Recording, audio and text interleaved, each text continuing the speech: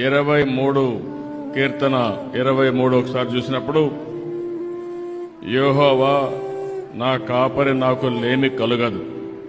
పచ్చిక గల చోట్లను ఆయన నన్ను పరుండజేయుచున్నాడు. శాంతికరమైన జలముల యొద్ద నన్ను నడిపించుచున్నాడు. నా ప్రాణమునకు ఆయన సేద తీర్చున్నాడు. తన నామమును బట్టి నీతి మార్గంలో నడిపించున్నాడు. గాఢాంధకారపు లోయలో నేను సంచరించినను ఏ అపాయమునకు భయపడను. నీవు నాకు తోడైయుందువు.